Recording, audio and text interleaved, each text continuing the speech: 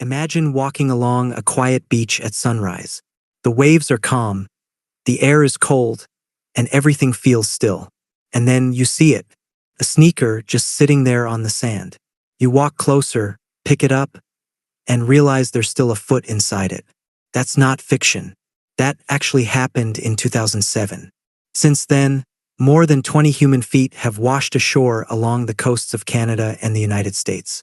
Not bodies, not skeletons, just feet still inside shoes. Some of them were eventually identified, but most were not. The first one was found by a young girl on a camping trip. A size 12 sneaker, lying on the shore. Inside it were human remains. And then it happened again. Another foot showed up. Then another. What started as one strange discovery quickly turned into something no one could explain. And here's where it gets even more unsettling. In almost every case, it's the same thing. A single foot still inside a shoe washing up on land. No arms, no skulls, no other body parts. Just feet. So why only feet? Why does this keep happening? The explanation scientists give is surprisingly simple, but somehow it makes the whole thing feel even more disturbing.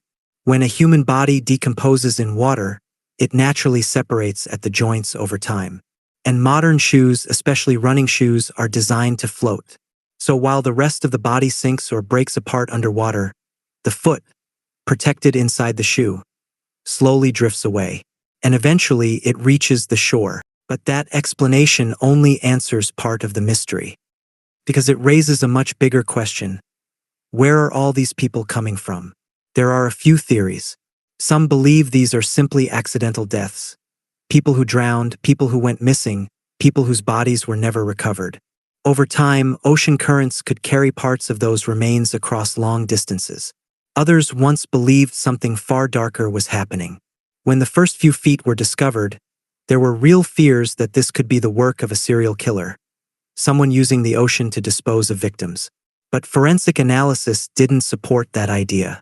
There were no signs of cuts or tools. The separations matched what happens naturally in water. Then there's another theory that's even harder to ignore. In 2004, a massive tsunami struck parts of Asia, killing hundreds of thousands of people. Many of the bodies were never recovered. Some researchers believe it's possible that ocean currents could carry remains across the Pacific over time. It sounds unbelievable, but the ocean is vast, and currents move in slow, powerful loops that connect distant parts of the world. And then there's one more possibility, one that no one has been able to prove, but no one has fully dismissed either. The idea that something more organized is happening, that this isn't entirely random, that something or someone is responsible. There's no solid evidence for this, but the pattern itself keeps people questioning. And what makes this even more unsettling is that it hasn't stopped. New discoveries have continued over the years, well into the 2020s. Each time it's the same thing, a shoe, a foot, and no clear answers.